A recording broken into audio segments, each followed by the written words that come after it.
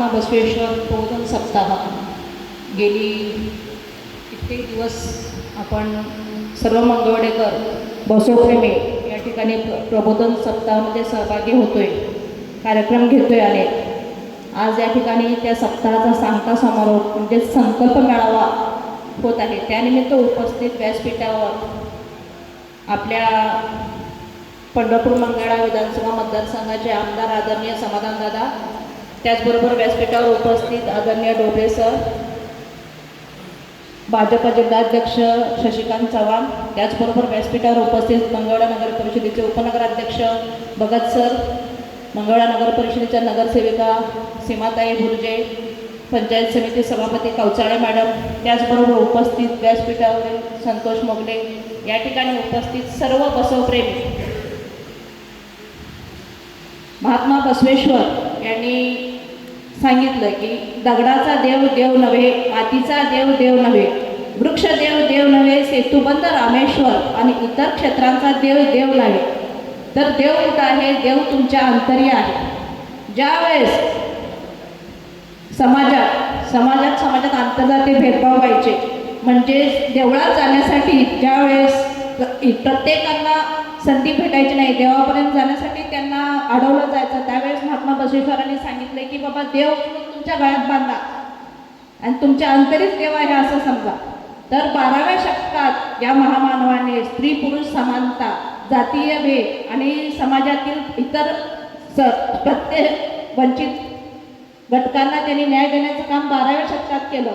तर आज अजूनही त्यांचे विचार, आपलं खरंच दुर्दैव आहे की महात्मा बसवेश्वरांचं 12 वर्ष वास्तव्य आपल्या शहरात असताना आज अजूनही त्यांचे विचार मंगळवेढ्यात प्रत्येक नागरिकापर्यंत पोहोचण्यासाठी आपण कुठेतरी कमी पडतोय।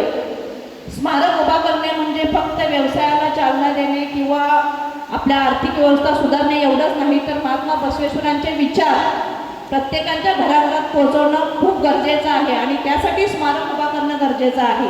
त्याचबरोबर त्या ठिकाणी आपला देखील स्वार्थ आहे की स्मारक, आंतरराष्ट्रीय स्मारक झाल्यानंतर आपल्या शहरातील बेरोजगार तरुण जे आहेत त्यांच्या हाताला काहीतरी चालना मिळेल, त्यांना व्यवसायाला देखील संधी मिळेल।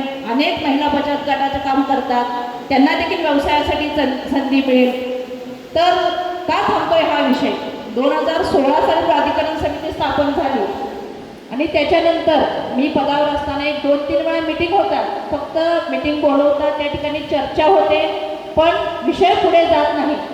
आदरणीय स्वर्गीय भारतनाना भालके यांनी देखील 2018ला विधानसभेत विषय मांडला होता। आत्ताच प्रत्येकाने सांगितले की समाधानराव आवताडे यांनी देखील विधानसभेत विषय मांडला। तर कुठंतरी फक्त विषय मांडतोय, हालचाली होतात आणि तो विषय तिथंच थांबतो। तर असं का होतं? तर मला बसवप्रेमींना म्हणायचं आहे की आई देखील बाळ रडण्याशिवाय बाळाला दूध पाजत नाही। तर आपण रडणं गरजेचं आहे। आपण हा जो प्रबोधन सप्ताह सुरू केलेला आहे आणि आज संकल्प मेळावा आहे, तर हा विषय इथंच न थांबता वेळोवेळी प्रत्येक बसवप्रेमीने याचा फॉलोअप घेणं गरजेचं आहे। आता सध्या विद्यमान आमदार आपल्या ठिकाणी आहेत, सत्तेत आहेत, आपण वेळोवेळी जर मागणी केली तर नक्कीच आपल्याला स्मारक, भूमिपूजनात काय स्मारक झाल्याशिवाय राहणार नाही, पण त्यासाठी आपण लढणं गरजेचं आहे। अरबला 200 कोटी रुपये मंजूर होत आहेत त्या ठिकाणी स्मारकासाठी, तर मंगळवेढा का वंचित राहतं यापासून?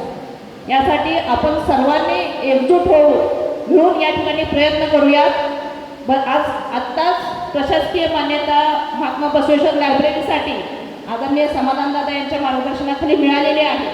खरंच त्यांचे आपण सर्वांनी आभार मानूया, कारण हा विषय 2021चा होता।